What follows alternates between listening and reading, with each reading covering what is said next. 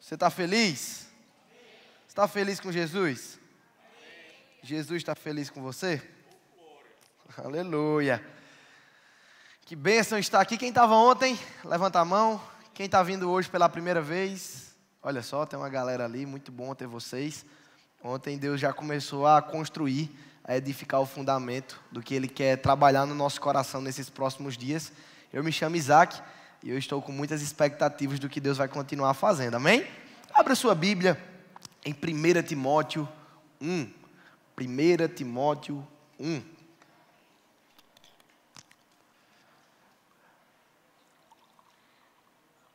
Paulo, quando escreve ao seu filho na fé, chamado Timóteo, ele escreve em duas cartas, a carta de 1 Timóteo e a carta de 2 Timóteo. Nós vamos, nesse momento, focar no que tem dito de Paulo para Timóteo, instruções, considerações. Eu estou lendo na versão NVT e diz, 1 Timóteo 1:1. Eu, Paulo, apóstolo de Cristo Jesus, por ordem de Deus, nosso Salvador, e de Cristo Jesus, nossa esperança, escrevo essa carta a Timóteo, meu verdadeiro filho na fé. Que Deus, o Pai, e Cristo Jesus, nosso Senhor, lhes deem graça, misericórdia e paz. Ele continua e o intitulado diz advertência contra os falsos ensinos. No verso 3, 1 Timóteo 1:3 continua. Quando parti para a Macedônia, isso é Paulo dizendo, pedi a você que ficasse em Éfeso e advertisse certas pessoas de que não ensinassem coisas contrárias à verdade, nem desperdiçassem tempo com discussões intermináveis sobre mitos e genealogias, que só levam a especulações sem sentido, em vez de promover o propósito de Deus, que é realizado pela fé. Eu quero que você entenda que existem algumas características sobre esses dois personagens que eu acabei de apresentar. O primeiro é o apóstolo Paulo. O apóstolo Paulo, ele era perseguidor da igreja. Então ele apedrejava, ele organizava montins para atrapalhar a evangelização. Perceba que na figura do Novo Testamento percebemos Estevão, que foi apedrejado até a morte, enquanto proclamava o Evangelho de Deus. Só que Paulo, ele era um perseguidor, e Paulo, ele não era somente isso. Paulo, ele era um homem extremamente inteligente, ele era um homem extremamente influente, ele era um homem que era extremamente bem inserido na sociedade. Era como se fosse hoje um desembargador, um juiz federal, um homem que tem influência e poder. Então Paulo, ele usava toda a influência e todo o poder contra o Evangelho. O Evangelho, por sinal, que é as boas novas. O Evangelho foi apresentado no Novo Testamento. Você vê que existem 4 evangelhos falando sobre Jesus. Então, Mateus, Marcos, Lucas e João são os 4 evangelhos. Eles são a biografia de Jesus. E nessas biografias você percebe que Jesus ele é apresentado, mas o Evangelho também é apresentado. Você sabe o que é Evangelho? Evangelho é boas notícias. Então, se você abrir seu jornal, ou ligar a televisão, ou abrir um site, a Choquei, o Fofocalizando, abrir o Instagram, o TikTok, você vai ver notícias que não edificam. Você vai ver informações fúteis. Se você passar 1 hora navegando no Instagram, você vai ficar igual você está, ou pior. Se você passar 1 hora navegando pelas Escrituras, você vai sair mais preenchido, uma pessoa melhor, e eu posso te garantir isso. Então Paulo, ele teve um encontro genuíno com Deus. Ele cai do cavalo, ele tem uma visão, ele é transformado, e eu gosto de pensar que uma vez que ele era... Esse fio aqui está querendo derrubar a irmã e está querendo me derrubar também, está repreendido. Uma vez que ele era perseguidor da igreja, em outro momento ele se torna proclamador. O irmão vai ajudar. Deus abençoe esse irmão com muitas coisas boas. Dantas, uma salva de palmas para o irmão Dantas, olha aí, que coisa maravilhosa. Protegendo a vida do servo do Senhor, né? Tá vendo? Mas olha, agora eu posso transicionar livremente aqui, sem ser derrubado. Só que Paulo, ele perseguia, Paulo ele era contra a igreja, mas entenda que quando encontramos Jesus, quando Jesus ele nos salva, nós não podemos ser os mesmos. Então se você está no convicto, se você vai ter a oportunidade de ir para o JPN, não importa para onde você for, se você não for transformado, não interessa. O evento ele só marcou, só fez fotos legais, você conheceu pessoas novas, você pode se dizer até que perdeu o tempo. Porque o nosso objetivo aqui não é que você esteja presente num evento, mas é que você carregue e você leve o que você está recebendo para o seu dia a dia. Então Paulo ele foi intencional quando ele recebeu essa santa vocação e ele não somente se tornou proclamador, como ele se tornou responsável por escrever mais de 60% do Novo Testamento. Então a Bíblia é dividida em antes de Cristo e depois de Cristo, Antigo Testamento e Novo Testamento, e Paulo escreveu mais do que os discípulos de Jesus, porque ele teve uma revelação, ele foi transformado de forma tal, que ele não pôde se conter, ao passo que ele começou a ser o apóstolo, que fundou várias igrejas. Você percebe a igreja de Éfeso, de Tessalônica, várias igrejas, Paulo ele fundou, e ele fundou essa igreja, ele viajava, ele cumpria o chamado, e em uma dessas viagens, em uma dessas atuações, a Bíblia diz aqui, que eu acabei de ler, ele diz, quando eu parti da Macedônia, ele saiu da Macedônia e ele pediu para o seu filho na fé, Timóteo. Eu quero que Timóteo, você imagine como um jovem de cerca de 16 anos. A Bíblia fala por muito tempo de Timóteo, em 1 Timóteo e 2 Timóteo. Passam-se muitos anos e Paulo vai falando dessa trajetória e a Bíblia em nenhum momento deixa de falar Timóteo como um jovem. Então eu me encontro um pouco em Timóteo porque eu tenho servido a Deus há muitos anos. Então daqui a 5 anos, ainda vão poder me chamar de jovem. Eu vou estar com 25 anos, daqui a 5, 6 anos, eu vou estar com 25, 26 anos. Então entenda que Timóteo ele era tão jovem, que ele começa sendo chamado de jovem, ele trabalha para Deus, ele coopera para a obra do Senhor e ele continua sendo jovem. Então por que eu estou trazendo o exemplo de Timóteo? Porque nós somos jovens. E Deus quer nos colocar no plano dele para sermos cooperadores. Olha só a missão que Paulo dá para seu filho na fé, Timóteo. Ele diz o seguinte, lá em Éfeso, eles estão ensinando coisas contrárias às Escrituras. Eles estão dizendo que você só é salvo se você fizer algo. Que a circuncisão ainda é para hoje. Que existem níveis em Deus que você acessa pelo que você faz.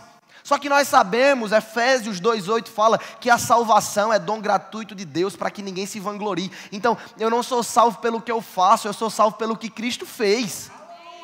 Então, Paulo, tendo consciência desse ensino, ele comissiona. Então, perceba que existiam os da circuncisão, que batiam nessa tecla, que tinha que ser circuncidado, que quem é circuncidado tem novos níveis em Deus. Só que nós não entendemos assim.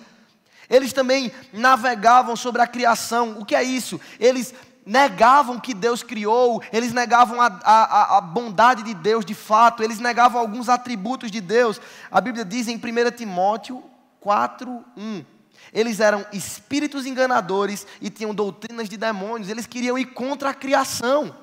Então, olha a missão do jovem, ir contra aqueles homens mais velhos que estavam ensinando coisas contrárias às Escrituras. A missão de Timóteo era mostrar o caminho correto a seguir. Eles distorciam a esperança em Cristo, eles minavam a fé e eles se opunham à verdade apostólica. Por que eu estou enfatizando esses contextos? Porque a verdade é que o Evangelho, ele nos coloca numa posição de ir contra o que está sendo proposto.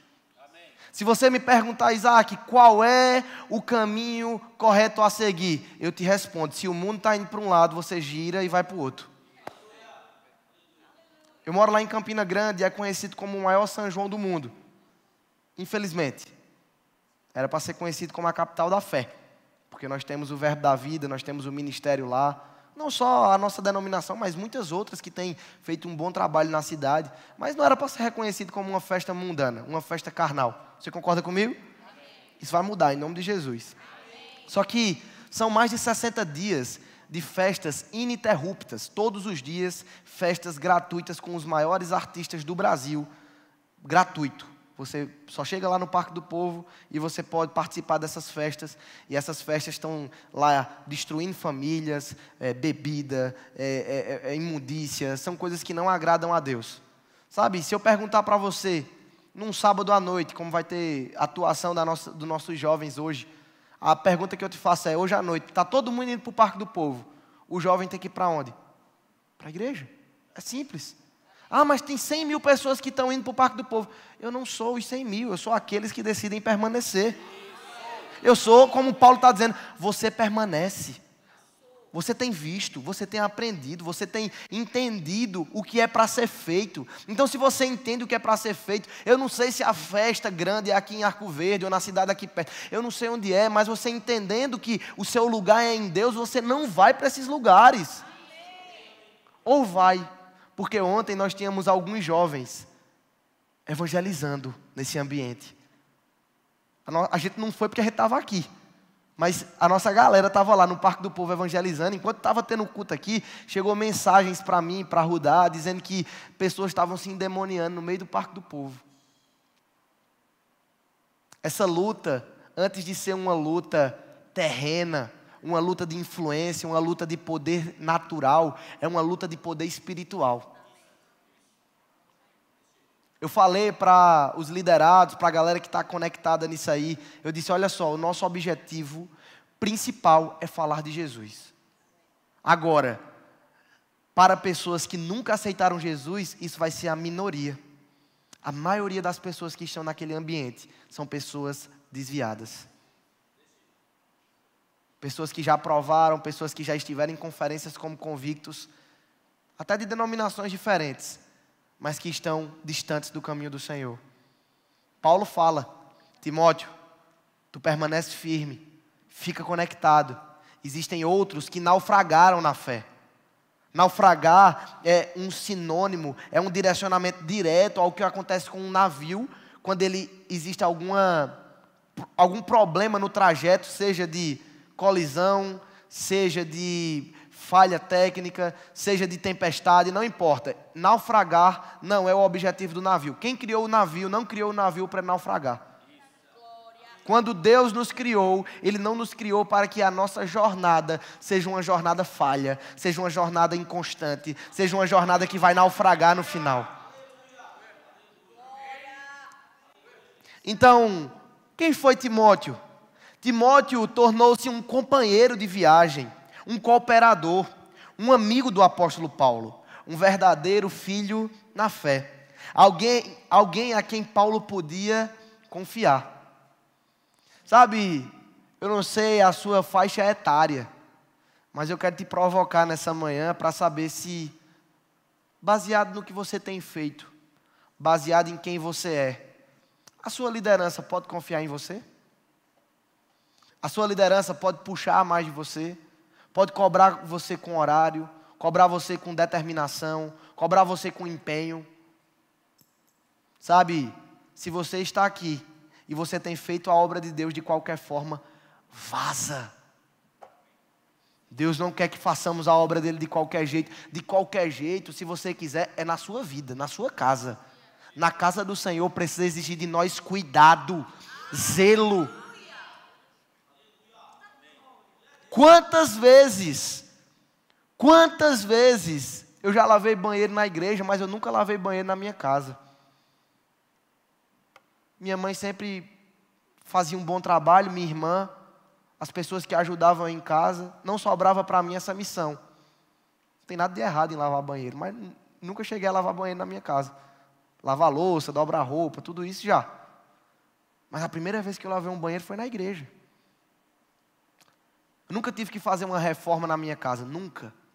Mas eu já caí de 7 metros de altura, passando fio na igreja. Mas como o gato tem 7 vidas, eu estou na 6ª. Eu caí em pé. É verdade, glória a Deus. Olha só um milagre. Nunca houve noite que pudesse impedir. Eu nunca tive que colocar cerâmica, mas se você for lá em Marabá, onde meus pais pastoreiam, a sala do rema, a tesouraria lá, onde as irmãs fazem os papéis, as coisas, quem botou as cerâmicas na parede foi eu, junto com o irmão lá. Eu nunca ia fazer uma viagem para Arco Verde se não fosse para pregar a palavra de Deus, porque eu estou conhecendo vocês agora, são pessoas muito simpáticas, mas eu nunca viria para cá, eu não queria para Angola como eu fui, eu não queria para Portugal como eu fui, porque eu entendo que é a obra de Deus, então eu preciso me gastar, eu preciso me doar, precisa ter tudo de mim, Deus precisa de tudo de nós. Então Paulo encontrou no coração de Timóteo essa disponibilidade. O apóstolo Guto fala de alguns princípios importantes se você quer servir a Deus, e um deles é a disponibilidade. Se você não está disponível para Deus, eu repito, vaza. Servir a Deus é você se entregar totalmente. Estamos falando sobre isso. Não dá para ser parcial, não dá para ser mais ou menos, não dá para ser se eu quiser, se eu puder, se for assim. Não, tem que ser porque é. A Bíblia diz que a fala do cristão é sim, sim e não, não. Ou é ou não é. Isso não vai só da fala, mas vai das nossas ações. Sabe, a minha jornada na igreja, ela é uma jornada que está sempre inserida no serviço. Eu, graças a Deus, tenho tido oportunidades de ministrar, mas eu posso te dizer, ministrando bastante em muitos lugares do Brasil, ensinando no Rema, estando em Campina Grande, vivendo coisas maravilhosas em Deus. Eu posso te dizer que até hoje a forma que eu mais servi a Deus não foi ministrando e pessoas aceitando Jesus, não foi ministrando em cruzadas como eu já ministrei, não foi ministrando nas ruas, não foi ministrando para 1000 jovens como eu já ministrei, não foi ministrando para 2000 pastores como eu já ministrei. Essa não foi minha maior atuação para o reino de Deus. A minha maior atuação para o reino de Deus é 6 horas antes do evento, 6 dias antes do evento, 6 meses antes do evento, limpando a igreja, colocando a câmera, passando o cabo, limpando, ajustando, organizando, servindo. Servir a Deus não é quando você serve quando as pessoas veem, isso é um reflexo. Servir a Deus é quando você serve quando ninguém está te vendo. Então, Timóteo, ele foi influenciado fortemente por sua mãe, Eunice, e também por sua avó, Lóide. Essas duas mulheres piedosas ensinaram Timóteo as sagradas letras. Sabe, o que eu quero que você entenda, baseado no ensino da sua mãe e da sua avó Lóide, que Timóteo recebeu, é que ele foi ensinado no caminho. Ele foi ensinado na verdade. E essas letras sagradas, elas trazem vida para a nossa vida. Ficou redundante, mas quando você entende que a palavra de Deus, ela tem poder, você pode ler a palavra com a presença do autor. Sabe, eu vou te dizer, nesses meus 21 anos, todas as vezes que eu errei, que eu pequei, que eu fiz alguma coisa que não agradava a Deus, aos meus pais, à minha liderança, eu posso te dizer, no meu ouvido eu ouvia claramente a voz do Espírito Santo, me lembrando versículos, me lembrando cultos, me lembrando vivências que eu tive com ele, mas mesmo assim eu ignorei. Quando você está como Timóteo, que foi ensinado nas sagradas letras, desde a infância, você erra se você quiser. Porque a palavra de Deus é o nosso manual de regra e prática. A mesma fé sem fingimento que habitou no coração delas, também habitou no coração de Timóteo. E para finalizar sobre quem Timóteo era, ele foi de filho na fé. Timóteo se tornou um cooperador, um companheiro e um amigo do apóstolo Paulo. Esse apóstolo Paulo, que por sinal é um dos maiores homens de Deus que já existiu, ele decidiu dividir sua jornada ministerial com um jovem. E esse jovem foi Timóteo. O que é que eu aprendo com isso antes de expor o que eu quero desenvolver nessa manhã? É que precisamos entender que não fazemos nada sem a associação com homens e mulheres de Deus que vieram antes de nós. Se sua jornada tem sido solitária, eu te aviso, a tua jornada tem data de validade. A tua jornada, ela não vai ser uma jornada bem-sucedida, porque a palavra do Senhor diz que quem se isola busca os seus próprios interesses. Quem faz do jeito que quer, não termina do jeito que pensou. Bem-sucedido, com muita coisa. Porque cooperar, Timóteo foi um cooperador, é quando você entende que a causa do evangelho é maior do que a sua causa.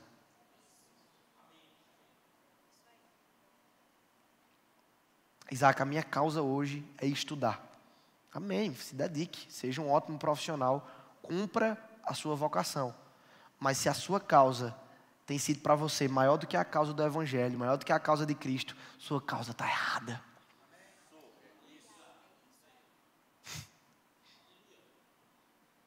Quando eu tinha meus 16 anos, eu morava em Marabá. Eu trabalhava no cartório de tarde, eu fazia o rema de noite e estudava no ensino médio pela manhã.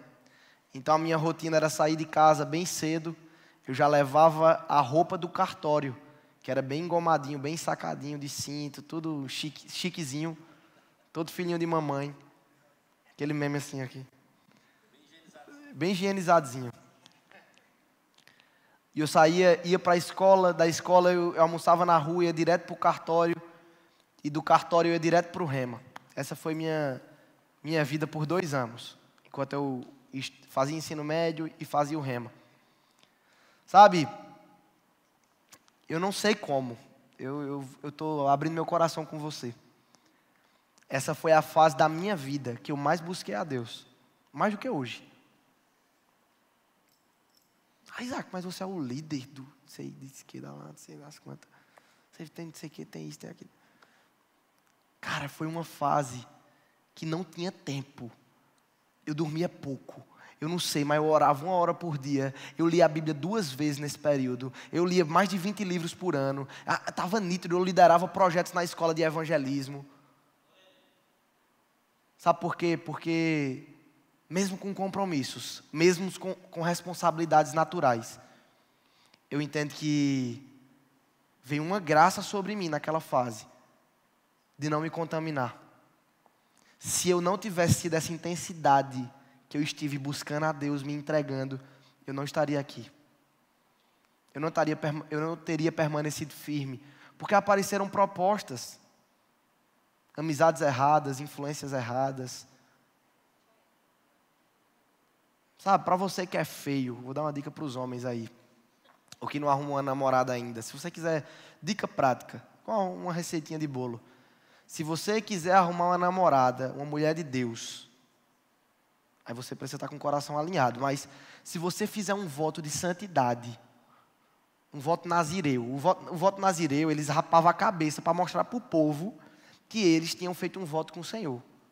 Sabe, você não precisa rapar a cabeça, senão você vai ficar mais feio ainda. Mas faça um voto ao ponto das pessoas verem que você não fica com qualquer menina, você não namora de 6 em 6 meses, você não vive de qualquer jeito. Se você fizer um voto com o Senhor, Deus, a próxima mulher que eu vou me envolver vai ser a mulher da minha vida, vai ser a mãe dos meus filhos. Eu quero te dizer, vai chover. Aí sabe o que é que acontece? Os meninos pensam que está querendo na chuva. Oh, meu Deus. Está querendo a poeira, um monte de menina atrás. Só que não edifica, você vai ter uma esposa. Você vai dar mal conta de uma mulher. Você falou com muita verdade, assim,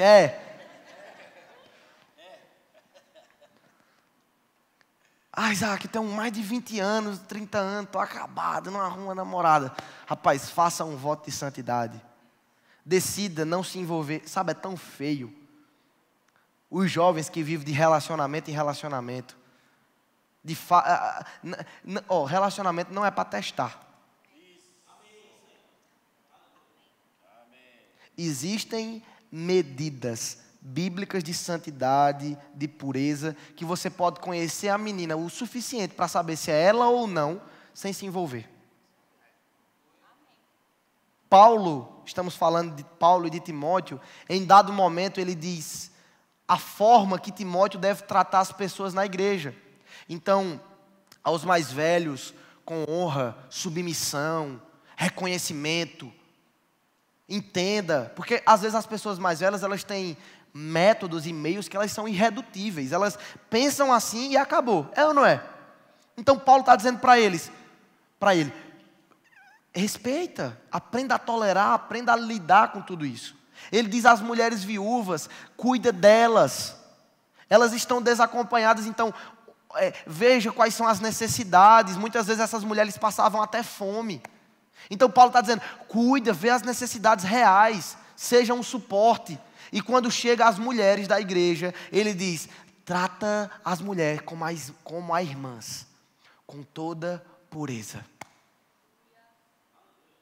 Sabe, se você tratar as mulheres da igreja, as irmãs da igreja com toda pureza, a mulher de Deus vai aparecer diante de você e você vai entender que é ela. Amém. Eu não sei porque eu estou falando isso, mas é para alguém aí. Então, o Evangelho, que é as boas novas, ele traz para nós a ideia de que o que eu quero, o que eu acho, o que eu desejo, o que eu penso, isso não é relevante. Chegaram para João Gabriel e disseram assim, João, eu acho muito bonito fazer tatuagem. Eu acho muito legal colocar no meu braço. Eu acho muito legal ir para shows. Eu acho muito legal ouvir música do mundo. E tudo era eu. Mas o Evangelho não é sobre eu. Eu sei que eu conjuguei o português errado agora.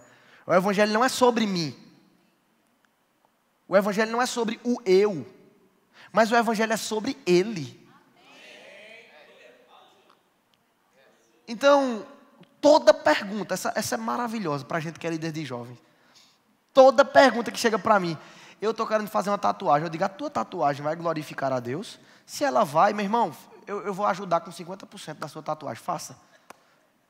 Se você conseguir glorificar, não, eu quero ir para o show de, como foi perguntar agora, de um cantor aí famoso. Eu quero ir para o show, é o meu sonho de vida. Eu digo, tudo de alguma forma, assim, vamos dizer, tu lá, todo mundo pulando e tal.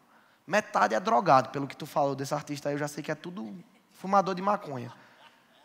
Tu de alguma maneira, tu consegue, assim, tu é inteligente, tu consegue glorificar a Deus nesse ambiente? Se tu conseguir, cara, vai ser top então. Porque a pergunta é, se é sobre você, tudo bem. Agora, e se é sobre Ele? Porque se for sobre Ele, você tem a bênção não só da sua liderança, mas do Senhor também. Olha como é engraçado. O mesmo parque do povo, que o povo trai, mente, bebe, fuma e por aí vai, a lista é longa. Jovens estavam no mesmo lugar, só que proclamando o Evangelho. Então, quando você entende que não é sobre você, não é sobre mim, não é sobre o eu, é sobre Ele, o lugar ele se torna irrelevante. Amém ou não? Amém. Você está recebendo alguma coisa? Amém. Então, o Evangelho ele é menos de mim e mais dele, que Ele cresça e que eu diminua.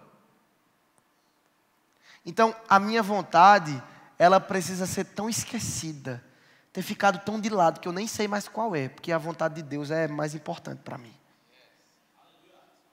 Eu vou te falar, em muitos momentos, essa é a minha oração para Deus. Faz muitos anos que a minha oração para Deus, uma das minhas orações recorrentes, Deus, tira de mim a minha vontade, para que eu nem saiba mais qual é, eu quero só saber a tua. Me mostra o teu querer, me mostra a tua vontade, me conduz. Amém? Abra sua Bíblia em Filipenses 2:21. Estamos aprendendo sobre a jornada de Paulo com seu filho na fé, Timóteo. E com isso, entendemos que existem dois estilos de vida. Eu estou falando do eu estou falando da minha vontade, do meu querer, do que eu desejo, do que eu anseio. Só que entendemos que a palavra de Deus, ela não é desta forma. A palavra de Deus exige de nós um lugar a mais de entrega, um lugar a mais de decisão com o Senhor.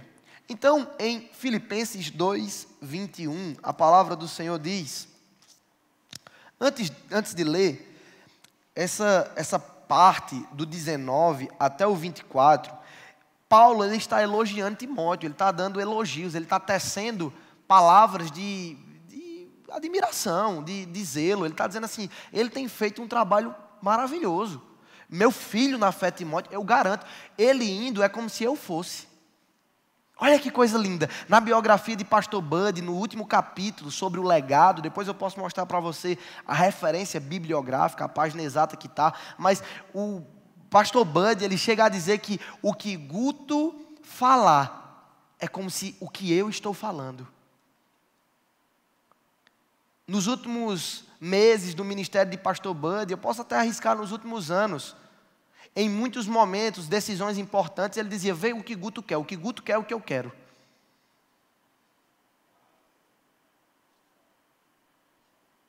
Será que você pode chegar para o seu pastor, para o seu líder, e ele diz assim, não, pergunta a Jéssica, a Ana, a João, a Pedro, a Lucas, a Mateus, a Rudá, a Isaac. O que você perguntar a Isaac é o que eu quero, é o que a Bíblia está dizendo. Então, Paulo, trazendo esses elogios a Timóteo, em Filipenses 2, 21, ele diz, no 20 ele diz, não tenho ninguém que se preocupe sinceramente com o bem-estar de vocês, como Timóteo. Ele está dizendo assim, Timóteo, ele se preocupa de verdade se vocês estão bem. Ele está falando num contexto de igreja, ele está preocupado não com o que vocês, coisas longe, não, se vocês estão ou não, não, ele está de fato, ele está com vocês, ele está sentindo a dor de vocês. Todos os outros se preocupam apenas consigo mesmos e não com o que é importante para Jesus Cristo. Paulo está dizendo assim, meu filho na fé, Timóteo, eu posso atestar, eu posso garantir para você que ele não está se preocupando com coisas banais, com coisas terrenas, com coisas carnais. Ele está se preocupando com o bem comum. Antes de ele tomar uma decisão, ele não vai pensar nele, mas ele vai pensar no corpo de Cristo como um todo. Então Paulo, ele observando esse relacionamento, ele elogia Timóteo e ele diz assim, não tem ninguém que se preocupe com vocês como ele. Você acha que uma pessoa que pensa no bem comum, uma pessoa que está sendo elogiada e está sendo admirada pela liderança, é uma pessoa egoísta? É uma pessoa que pensa em si?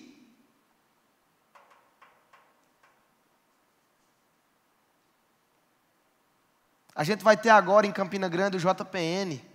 E no contato de João, da liderança, o que mais chega é as pessoas pedindo para servir. Nossa, eu quero servir. Me coloca para isso, me coloca para aquilo. Cara, a gente tem uma equipe muito grande, o evento é organizado um ano atrás, então a gente já tem ministros, tudo definido há muito tempo, a organização é algo bem complexo, mas que é muito bom servir a Deus com essa atuação. Mas o que eu gosto de fazer é o seguinte, tem vaga para servir, tu faz o quê? Não, eu mexo com câmera, eu mexo com as coisas. Pronto, vou botar você no trânsito. Vai chegar mais de 100 ônibus para tu conduzir aí.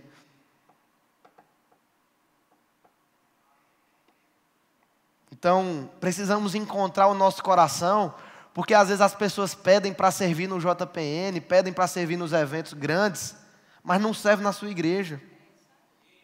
Não serve no culto de semana.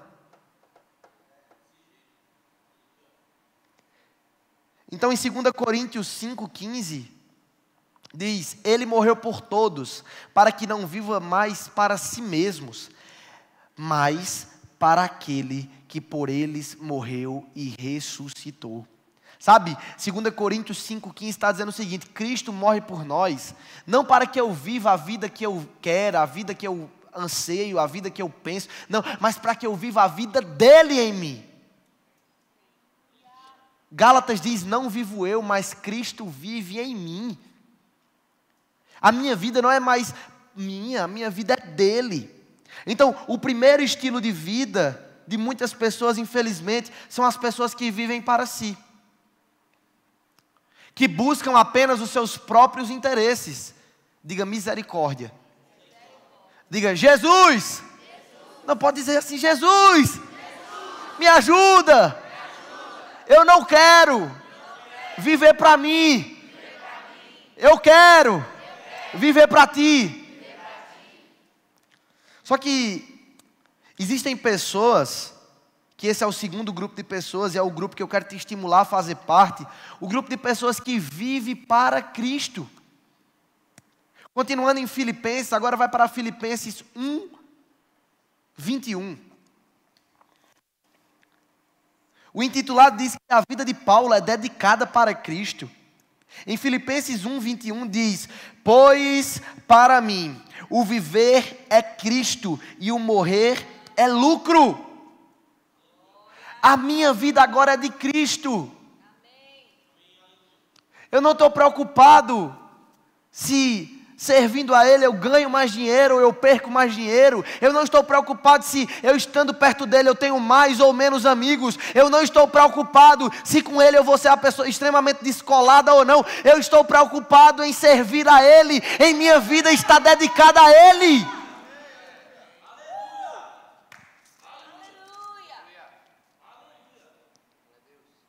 A minha vida é de Cristo. E se eu morrer é lucro. Sabe, a morte, que é o que as pessoas mais temem. É o que as pessoas mais têm medo. É do dia em que vão fechar os olhos e não vão mais abrir. Paulo está dizendo assim: se eu morrer, é lucro. E ele continua discorrendo sobre o assunto da morte. Ele diz: se eu morrer é infinitamente melhor. Mas eu entendo que eu ainda não cumpri meu propósito, então eu fico aqui. Então ele está dizendo assim: eu entendo de tudo isso, mas eu quero te servir. Eu quero que a minha vida seja dedicada ao Senhor na minha vida ou na minha morte. Seja vivendo, seja morrendo. Eu quero que a minha vida seja para ti. Tem uma música que o nome dessa música é Como na Primeira Vez. E ela começa, essa parte para mim é a parte mais bonita da música. Ela diz: faz-me morrer para as coisas desse mundo.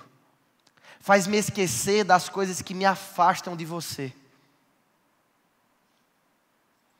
Sabe, será que a nossa oração para o Senhor tem sido uma oração sincera? Dizendo assim: Senhor, faz-me morrer para as coisas desse mundo. Faz-me esquecer das coisas que me afastam de você.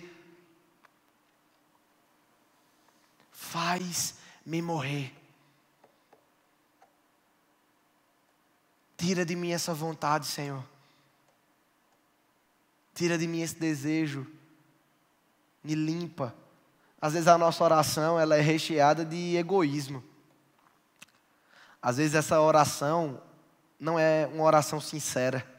Tiago diz: pede e não recebeis, porque pedes mal.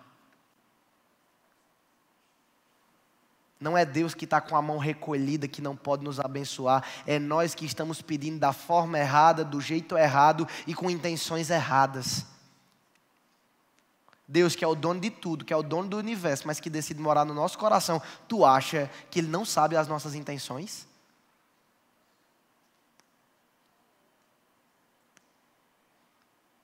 Às vezes muita gente quer ministrar a palavra, quer ser um evangelista, um pastor, um mestre. E quem concorda comigo que é maravilhoso pregar a palavra? Você concorda comigo? Amém. Sim ou não? Sim. Só que às vezes o seu desejo está recheado de más intenções, ao ponto que Deus não te honra, porque Ele sabe que essa posição para você é um lugar perigoso.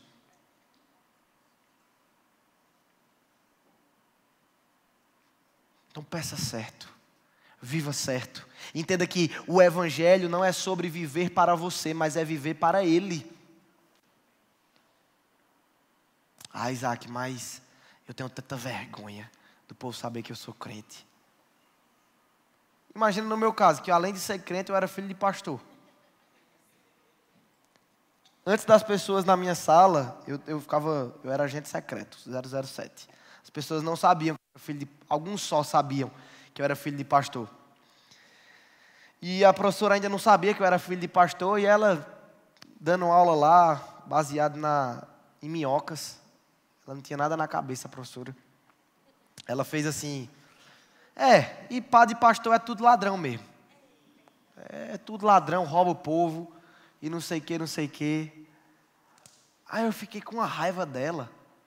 Só que eu fiquei naquela de dizer assim, rapaz, será que se ela soubesse que eu sou filho de pastor, porque filho de padre, não teria, né?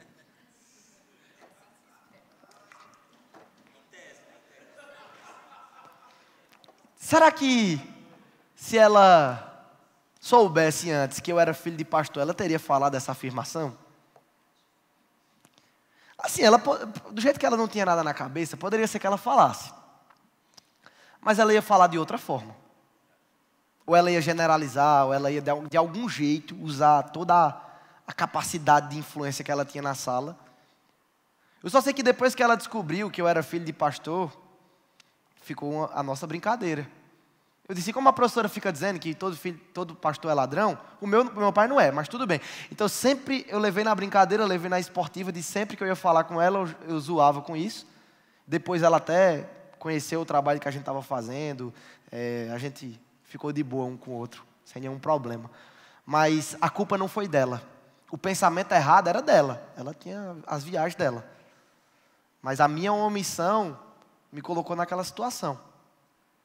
A palavra do Senhor diz, em Romanos 1,16, porque eu não me envergonho do Evangelho, porque é poder de Deus para a transformação, ou para a salvação de todo aquele que crê. Quando eu faço apelo de salvação, uma coisa que eu costumo falar, dizer, como você não está tendo coragem de vir aqui na frente aceitar Jesus? Como você está tendo vergonha de dizer sim para Jesus? Mas Ele não teve vergonha de morrer por mim e por você naquela cruz. A crucificação não era somente o método mais sofredor. Não era somente o método mais, clinicamente falando, Jesus ele tinha vários motivos de morte. Sangramentos, hemorragias, desidratação. Um fenômeno de que, se você fica de pé, e você fica de ponta de pé, e seu corpo ele é sustentado pelos seus braços, e pela força dos seus pés, depois de certo tempo, toda a sua musculatura ela desce. Você fica no estado de ficar, não fica flexionado, não fica rígido. O seu corpo não aguenta os seus ligamentos, os seus tendões. Então Jesus, depois de horas que ele estava assim, todos os seus órgãos desceram ao ponto de que para ele respirar, cada respiração, ele tinha que fazer a força de fazer assim, ó.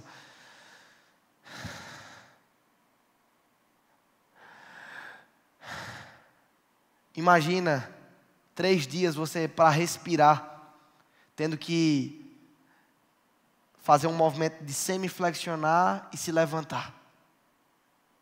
Então, além de sofrer, ele foi humilhado naquela cruz. A Bíblia diz que eles cuspiam em sua face. Hoje, no século 21, em 2025, dia 7 de junho de 2025, é humilhante você cuspir na cara de uma pessoa. Só que naquela época, cuspir na cara de uma pessoa significava, sabe o quê? Eu sou tão mais do que você, sou tão maior do que você que eu vou te humilhar, cuspindo na sua cara e você não vai fazer nada.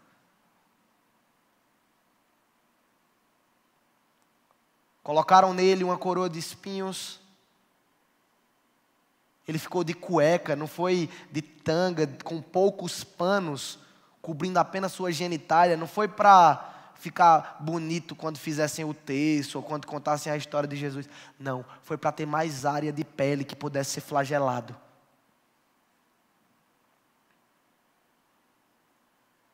E o nosso cristianismo é tão raso. O nosso serviço a Deus, como Laís falou, às vezes é tão raso, que Jesus se entregou totalmente. Mas para Ele a gente tem dado o que sobra. O fim do nosso final de semana. Misericórdia. Misericórdia. Sabe por que o cristianismo nos provoca? Sabe por que o evangelho é sobre ele, não é sobre o ser humano, não é sobre mim? Porque tudo que é mencionado nas escrituras precisa ser real, atual e vivido.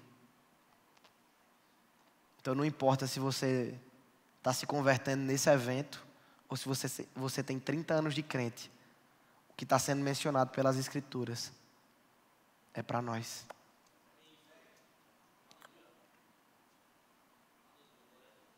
Quem aqui entende de medicina, quem aqui entende da fisiologia do corpo humano, você vai entender que o nosso corpo ele é composto por água, ele é composto por células, ele é composto por pele, por tecido adiposo, por várias composições.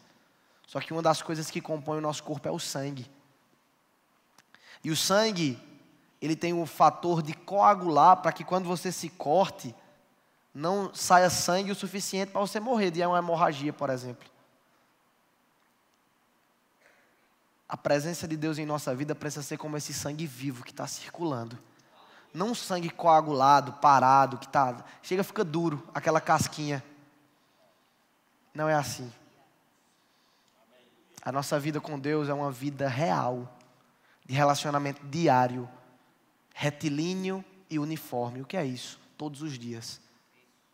Andando com Deus. Andar com Deus. Quando você pensa mais nele e menos em você, você entende que o Evangelho é vivo. É vivo para mim, é vivo para você. Onde você estuda, onde você trabalha, onde você mora, onde você congrega, eu não sei. Ele é vivo.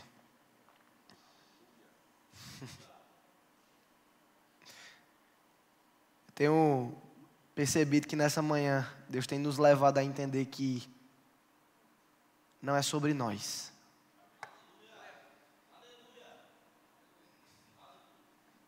Não é sobre a forma que eu observo a vida. Em 3 vezes, nessas 2 cartas de Paulo, aparece a expressão tu porém. Em 1 Timóteo 6:11 diz, tu porém, ó homem de Deus, foge dessas coisas. Antes, segue a justiça, a piedade, a fé, o amor, a constância e a mansidão. Paulo contrasta o amor ao dinheiro dos falsos mestres e traz para Timóteo a urgência de dizer assim, viva com pureza.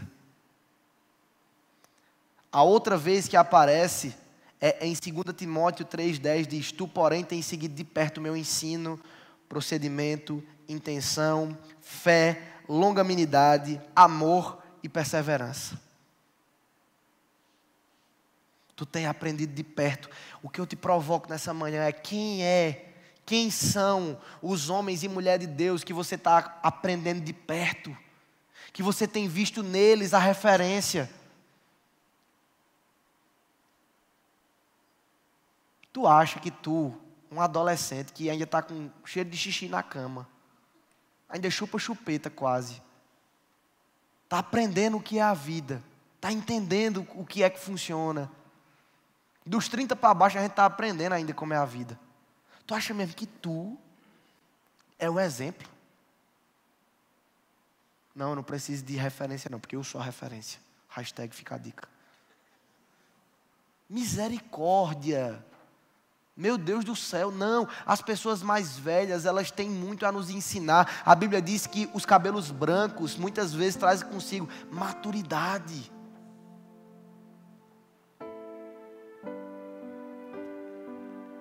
Então, quando Paulo lista essas características, ele está dizendo, porque em outros momentos, ele vai dizer que existem pessoas que são amantes de si, desobedientes, irreverentes, mais amantes de si do que amigos de Deus. A nossa mensagem, ela está rodando em cima disso, se você ama mais a você ou se você ama mais a Deus. Só que quando Paulo chega para Timóteo, ele diz, olha, lá fora eles amam mais as suas vontades, mais o que eles querem, mais o que eles acham. Mas tu, porém, tu tem visto, tu tem aprendido, tu tem entendido, tu tem visto o que eu tenho feito, a minha fé, o meu amor, a minha pureza, a forma que eu lido. para os problemas da vida, Deus quer de nós uma resposta de um versículo, de uma vivência, mas muitas vezes Deus quer de nós a experiência de homens e mulheres de Deus que já passaram. Quantas e quantas vezes eu estou com crises, eu estou sem saber o que fazer, e eu tenho conversas com o apóstolo Guto, com meu pai, com o Maneco, com o João Gabriel, com o pastor Perilo, com amigos que têm a mesma vivência que eu, mesma idade, mesmas dificuldades. E vem a resposta, porque sabe, se você está sozinho, você está fadado ao erro. Mas se você está acompanhado, e bem acompanhado, você vai ter direcionamento, você vai ter ciência do que você tem que fazer. E a última vez que aparece o tu, porém, é em 2 Timóteo 4:5. Ele diz: tu, porém, sê sóbrio em todas as coisas, suporta as aflições, faz o trabalho de um evangelista, cumpre cabalmente o teu ministério. Paulo, ele está inspirando, ele está exortando, ele está admoestando, ele está dizendo assim: Timóteo, faz a tua parte totalmente, não liga para eles vão te menosprezar porque você é jovem, eles vão mostrar só para você o que você tem feito de errado, mas você, porém, tu, porém, cumpra o teu chamado, faz a tua parte. Não se preocupa com o que os outros estão dizendo, se preocupa com o que a palavra de Deus diz a teu respeito. Eles vão ensinar coisas erradas, eles vão fazer coisas erradas, mas eu quero que você, tu, porém, faz diferente. Seja um exemplo no ensino, na pureza e no amor. Muitos rejeitaram. Paulo diz que quando o evangelho é pregado, sabe, se derem uma oportunidade para algum de nós subir no Parque do Povo, com mais de 100 mil pessoas lá, e eu for pregar essa mensagem, quem aqui recebeu essa mensagem? Deus tem tocado no seu coração, não só com essa, mas com a de Laís, com a de ontem, com as que virão. Deus tem tocado no seu coração? Naquele ambiente, sabe o que é que vai acontecer? Se eu começar a pregar, muitos vão estar tão bêbados que vão achar bonito. Mas a maioria, a palavra de Deus vai chegar como coceira nos ouvidos. O que é isso aí? Tira daí, não, é safadão. É para ser fulano. Porque a palavra de Deus, ela contrasta com a vida do mundo, ao ponto de incomodar.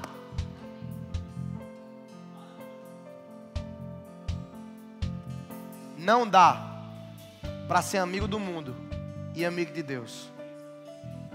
Se decida.